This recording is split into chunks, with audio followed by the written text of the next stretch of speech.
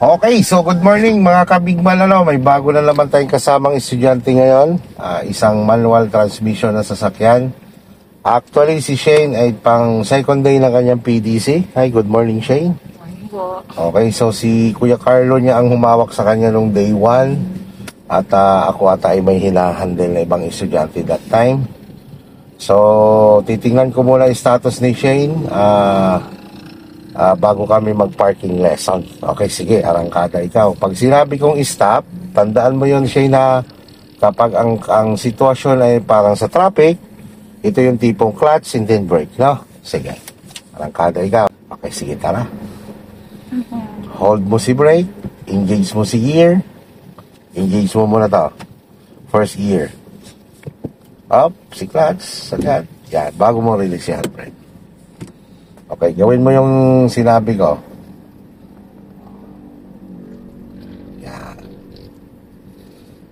Okay, alis ang pakay gas. Kay brake.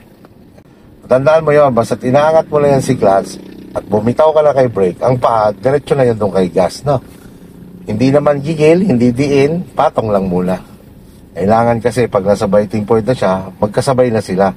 Dumidiin na yung gas mo, umaangat naman si clutch ng dire-diretso. Okay, stop tayo. Yan. Sige, arangkada ka lang uli.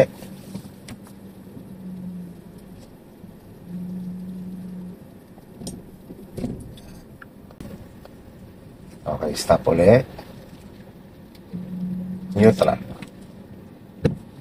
Huwag ka mag-handbrake. Hold the brake lang, no? Pahinga mo muna si clutch. Basta naka-neutral yan, pwede mo kahit biglain yan si clutch. Okay, dadagdag ko lang siya, ano? Sanayin mo ang paa mo sa clutch na kapag bumibitaw ka, hindi yung nakatuon ang sakong mo sa flooring.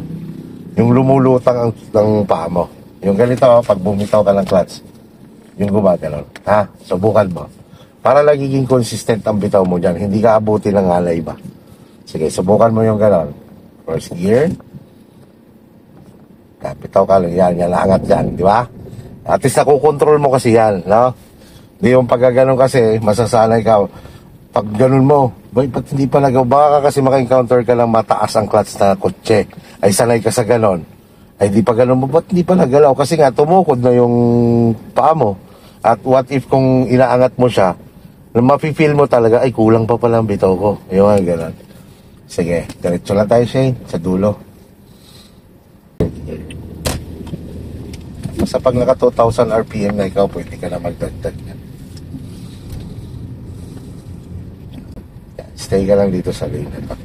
Ito. Yan, yan lang. Stay ka lang.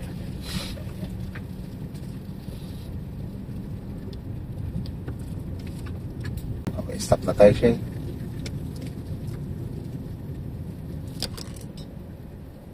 Si clutch, lubog mo, lubog. Yeah. Namatay si makina. Huwag mo hayaan si clutch na hindi nakalubog, lalo na pag bumagsak na ang speed mo. Yung bagsak na yung idling mo sa 1,000, bumagsak na ang speed mo sa 20, no? So, pay attention ka lagi sa clutch na hanggang the more na naka-engage pa yung gear mo. Okay, sige, full turn tayo, Shane. Up. Huwag ka na mag-dry steering, no? Balik po si Manibela. Huwag mo sanayin na nagda-dry steering ka lagi, lalo-lalo na kapag ganito kalawak ang kalsada. Okay? Signal ikaw sa kaliwa. Ganito ang kaliwa. Yan, ganito ang nagpo-full turn, ha?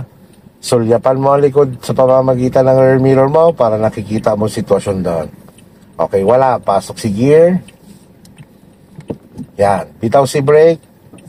Ikot si Manibela. Tuloy-tuloy hanggang maisagad.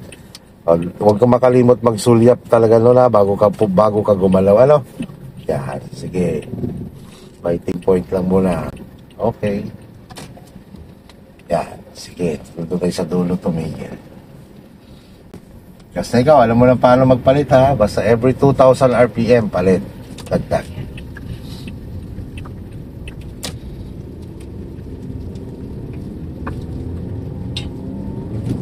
Slow down. Doon ka lang sa lina yan. Diretso na tayo. Tapos 40 lang speed natin, no? Tayo mo lang mag almost 40 bago 30. Palit. Up, pipikir yan ha. Ulitin mo, lubog mo si clutch. Ikay mo lang sa kita, tulak pataas. Tulak pataas. Yan.